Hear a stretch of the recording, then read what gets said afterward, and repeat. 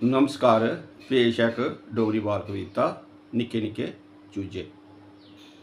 नहीं पता कुस मुल्क दा अड़ियो, नहीं पता कुस मुल्क दा अड़ियो, चिड़ियें दा इक जोड़ा आया, तिल्ला तिल्ला जोड़ी जोड़ी घरै च साढ़े घर हा बनाया।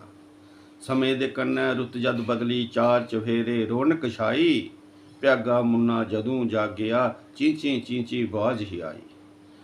झट दौड़ी ओ बाहर पुज्जिया, अग्गें पिछें नज़र दौड़ाई, चूजे दिक्खी ओ मुस्काया, मम्मी पापा आवाज़ ही लाई।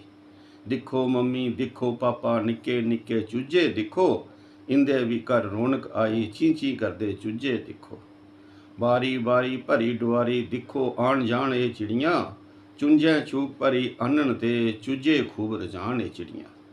मुन्ना सब नज़ारे दिक्खी, खिड़खिड़ बस हसदा गै रौंदा, खेड़ खड़ालू सारे छोड़ी, पूरा दिन उत्थें गै बौंदा। नहीं पता कुस मुल्ख दा अड़ियो, चिड़ियें दा इक जोड़ा आया, तिल्ला तिल्ला जोड़ी जोड़ी घरै च साढ़े घर हा बनाया। धन्नवाद।